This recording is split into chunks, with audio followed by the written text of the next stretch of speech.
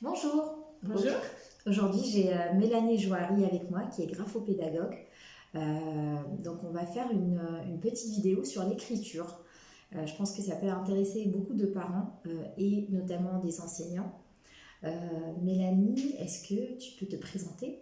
Bien sûr, donc je m'appelle Mélanie Joary, donc je suis graphopédagogue à Sucy-en-Brie, mon cabinet s'appelle Trait de Plume. Je suis installée depuis 3 ans et demi maintenant, ça fera 4 ans au mois de septembre.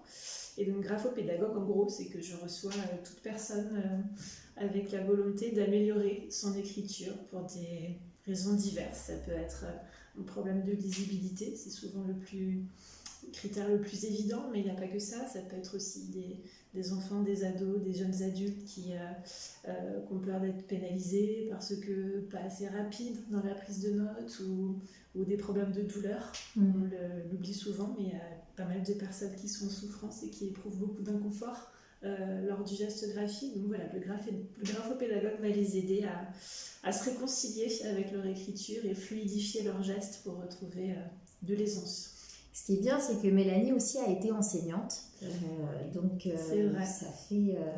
J'ai été professeure des écoles auparavant pendant 18 ans. J'ai Voilà. 18 ans dans l'enseignement du CP au CM2 principalement. Et c'est ce qui, en fait, c'est ton expérience autant que je vais y arriver, autant qu'enseignante qui t'a poussée à choisir cette voie-là. C'est ça. Alors au départ, je me suis vraiment intéressée, je cherchais des solutions pour mes élèves. À l'époque, j'avais des CP, des CE1 beaucoup, et j'étais démunie. Je ne trouvais pas de solution pour aider ceux que je voyais vraiment s'enliser en souffrant dès qu'il fallait écrire 3 lignes dans un cahier. Et j'étais, moi, en manque de billes, je manquais vraiment de formation là-dessus. Donc je me suis au départ intéressée à ça et j'ai cherché des solutions pour mes élèves, pour mes classes. Et puis de fil en aiguille, ça m'a passionnée. Donc je m'y suis formée, je suis devenue graphopédagogue et ça a pris le dessus et je me suis lancée, j'ai ouvert mon cabinet. On confond, je pense, toujours graphopédagogue, graphothérapeute, graphologue. Quelle est la différence en fait entre ces trois corps de métier? Alors, pour faire très simple, le graphologue va analyser l'écriture pour en déduire un profil psychologique. C'est vraiment une analyse de l'écriture. Le graphothérapeute, c'est pas compliqué par rapport à moi, il y a le thérapeute dedans. Moi, je ne suis pas du tout thérapeute, je suis sur un versant uniquement pédagogique, remettre en place les bons appuis, mais il n'y a pas d'analyse, il n'y a pas de thérapie derrière, tout simplement. C'est la grosse différence notable. Et de ce fait, moi, en graphopédagogie, il n'y a pas de séance bilan, au sens il n'y a pas de diagnostic, il n'y a pas de bilan écrit lors de la première séance. Donc toutes les séances ont un tarif unique. Et puis la démarche est un tout petit peu différente dans le sens où en graphopédagogie, on va davantage inclure le parent pendant la séance qui reste toujours présent et on va vraiment former une équipe à 3, on forme un partenariat où l'enfant a un rôle à jouer, le parent accompagnateur également, moi rééducatrice et en gros le principe c'est que les séances n'ont lieu que toutes les 3 semaines, c'est la différence aussi avec en général les graphothérapeutes. Les séances sont espacées une fois par mois, mais avec à chaque fois un petit quelque chose à faire d'une séance à l'autre. Voilà. Ok. Et je voulais savoir en fait comment ça se passe une séance type. Mais avant la séance type, je voulais savoir en fait, autant que parent, quand l'enfant vient avec son parent en séance et que vous faites votre première séance ensemble, là je pense qu'il y a le déclic qui se crée pendant cette séance-là. Qu'est-ce que tu peux nous dire sur ça C'est une question qui est très riche, on peut dire plein de choses. Ouais. La première séance est effectivement très importante parce que d'une part, c'est là qu'on doit créer le lien entre l'enfant, entre moi et le parent, enfin la relation de confiance. Et puis tu parlais de déclic, c'est très juste. On est vraiment là pour leur faire comprendre que d'abord, les soucis, les difficultés d'écriture, il n'y a pas de culpabilité à avoir, c'est pas la faute de l'enfant. Souvent à tort, on leur dit mais sois plus soigneux, applique-toi, mais en fait ça va au-delà de ça. Le gros de cette première séance, ça va être de leur montrer, je me sers beaucoup des images de mon ordinateur, de ma caméra, je vais leur demander d'écrire un peu, je vais les filmer, je vais les questionner évidemment, la première partie de discussion, prise de contact est intéressante. On ressent déjà beaucoup de choses dans la manière dont l'enfant va parler de lui, de son écriture, la manière dont il ressent les choses. Souvent, ça crée aussi un dialogue entre le parent et l'enfant, et le parent découvre des choses, ne soupçonnait pas que l'enfant était autant en souffrance à l'écrit ou ressentait autant de douleur au poignet, par exemple. Donc, on va utiliser beaucoup l'image, et c'est grâce souvent aux images que les parents et l'enfant comprennent. Et c'est comme un ballon qu'on crève. C'est « Ah oui, en fait, j'ai compris ». Je leur explique, ben voilà, là tu as mal parce que ton crayon, tes doigts sont trop crispés, enfin ton pouce ne bouge pas assez, donc ça induit ça qui explique ce que tu m'as décrit. Ou bah regarde le film, observe le déplacement de ton bras, voilà ce qui ne va pas, il y a ce blocage là, ça explique ça dans ce que tu m'as dit. Et là en général c'est ouf, ça y est, j'ai compris. Je prends conscience de ce qu'on m'explique, et maintenant ça y est, on avance, on trouve des solutions. La pression, elle est lâchée. C'est complètement ça. Du coup, il n'y a plus de culpabilité en fait. Ça. Ni culpabilité, ni... et puis surtout le parent, je pense que là, c'est vraiment le déclic où il va se dire « Ah ouais, en fait », ou alors il va se dire « Mais j'en étais sûre ». Voilà. Oui, il y a ça aussi, j'ai vu qu'il y avait quelque chose, mais je savais pas trop quoi. C'est souvent mais en fait, je m'en veux d'avoir trop attendu. Ou il y a souvent ça de la part du parent, alors qu'en fait, il n'y a pas d'âge. Il faut juste être conscient de ce qui peut pénaliser, de ce qui ne va pas. Et puis, il faut aussi que l'enfant ou l'ado, ou même jeune adulte qui vient vers moi, ait cette volonté de dire ça y est, j'ai conscience de mes difficultés et je veux les prendre à bras le corps et agir et trouver une solution pour m'en sortir.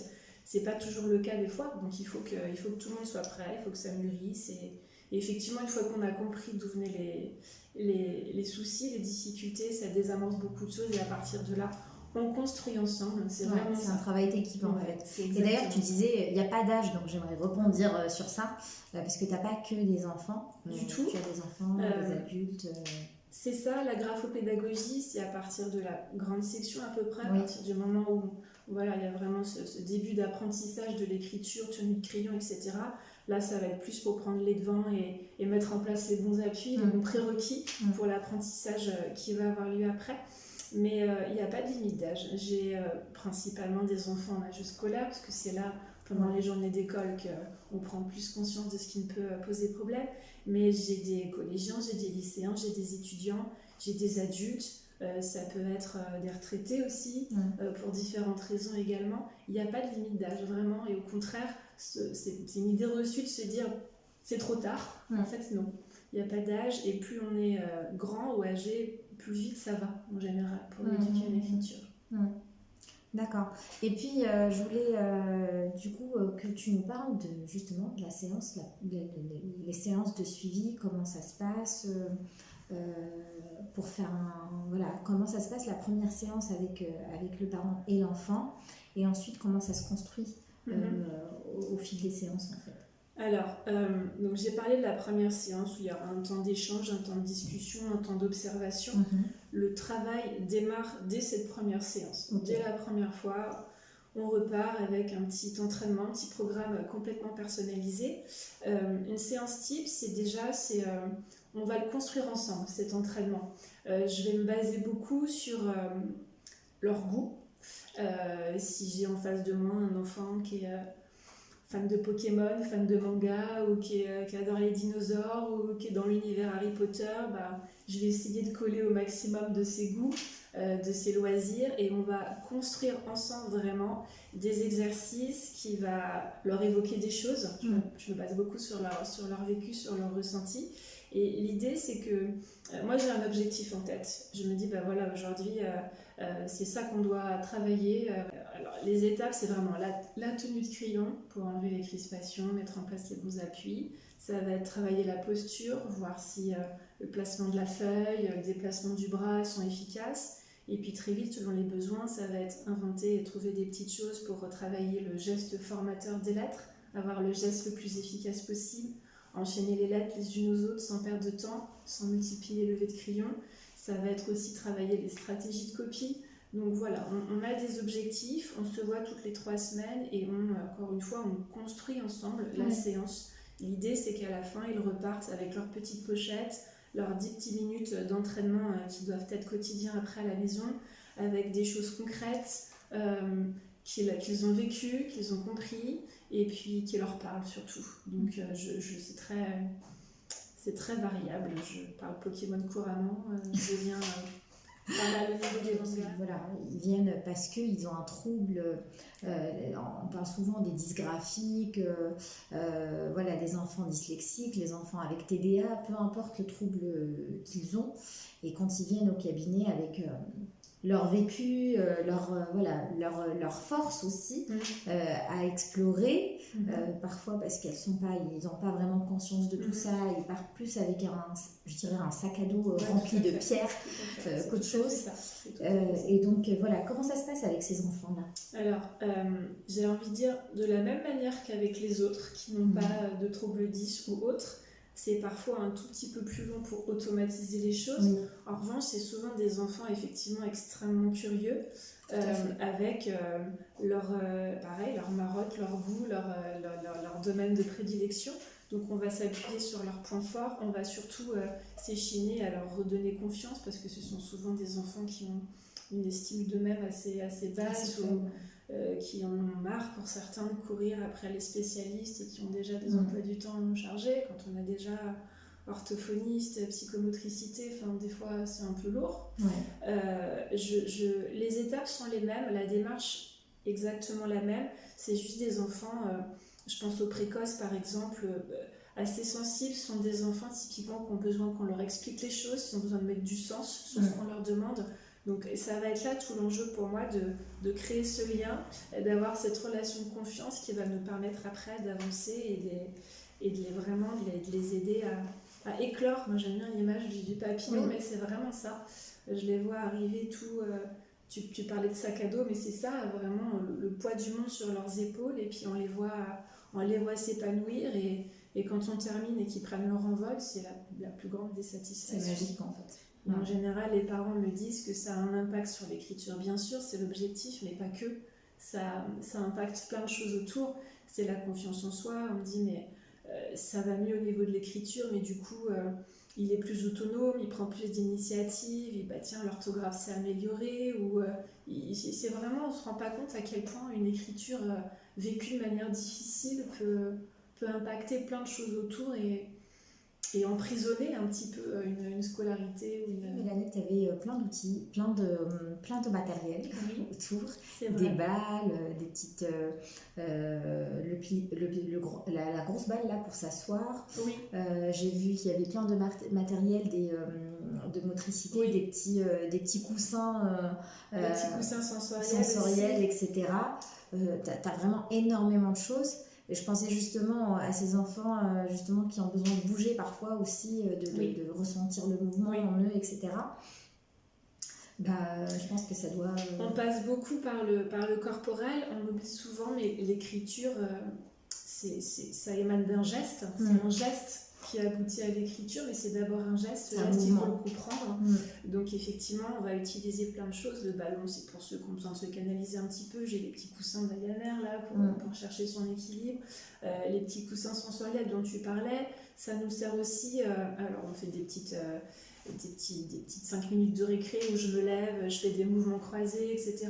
Mais ça me sert aussi pour un travail sur les réflexes primitifs. Il y a des enfants qui ont des réflexes primitifs non intégrés qui ne sont pas sans conséquence sur la posture, sur l'écriture.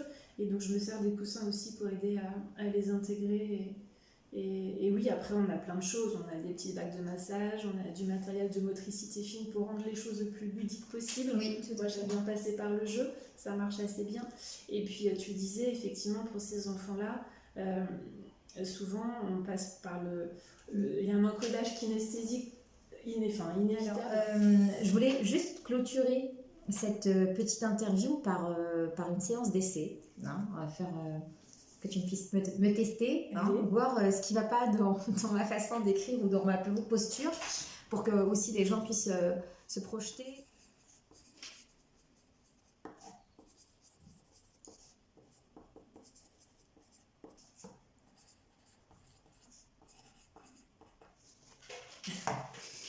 sent la maîtresse concentrée. Alors moi, ce qui me vient spontanément, c'est ta posture, Saïma. Croiser les jambes. Alors, tu as une belle tenue de crayon, hein, les appuis sont bons, mais ta posture à toi m'interpelle. Et ça me permet de parler justement qu'en général, mes partenaires les plus directs, c'est les orthoptistes. On n'y pense jamais, mais c'est la première chose à vérifier.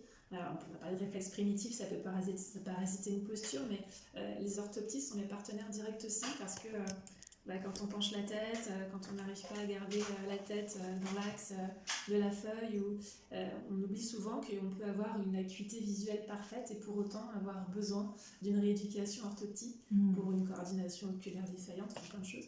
Donc ta posture m'interpelle beaucoup. Voilà, bon, pour moi c'est clair. On va parler un petit peu des formations que tu donnes. Est-ce que tu donnes des formations aux enseignantes, aux parents, aux AVS? Oui, effectivement. Donc voilà, et de ton réseau. Oui. Alors c'est vrai que j'ai une double casquette, je suis graphopédagogue mais je suis également formatrice. J'interviens de deux façons. D'abord dans les écoles, au sein des équipes enseignantes qui me sollicitent pour avoir des formations sur comment enseigner ce geste graphique de manière la plus pertinente possible. Donc ça c'est vraiment sur demande. J'ai des directeurs des équipes qui me contactent et donc je me déplace dans les écoles pour des formations d'une demi-journée ou une journée. Ça, c'est la première chose. Et également, à titre individuel, les enseignants, les AVS, tu disais, ça peut être un parent, ceux qui font instruction famille, par exemple. Je donne des formations à la journée, donc sur inscription individuelle. Ça a lieu à Sucy-Lambry, dans une salle que je loue. Et alors, en ce moment, c'est un peu chahuté pour cause de confinement, Covid et autres. Mais j'ai toutes les informations en ligne. J'ai une page Facebook, j'ai un compte Instagram, j'ai un site internet où c'est tenu à jour. Et donc voilà, c'est juste pour donner des pistes, des outils concrets. Ma démarche, c'est vraiment à chaque fois de donner des outils applicables dès le lendemain dans les classes ou à la maison pour donner un maximum de billes pour essayer de fluidifier et de résoudre les problèmes d'écriture auprès des petits comme des grands. Donc. Vous trouverez dans la description aussi le site internet de Mélanie si vous voulez la contacter. Il y aura ses coordonnées dans le site. Vous verrez que sur son site, il y a aussi plein d'outils, des petites vidéos explicatives. Où vous verrez vraiment l'enfant comment il écrit, etc. Et puis, je vous dis du coup à bientôt. Merci beaucoup Mélanie pour cette vidéo. Et je vous dis à bientôt pour une prochaine vidéo et pourquoi pas faire une autre vidéo avec Mélanie avec des thèmes bien spécifiques sur justement l'écriture, etc. Donc dites-nous en commentaire aussi si vous souhaitez un thème bien particulier au niveau de l'écriture qui parle de graphisme, de l'écriture, etc. Qu'on puisse le développer et puis vous faire ça très prochainement. Bon, au revoir, à bientôt. Merci Saïma, au revoir. Merci à toi.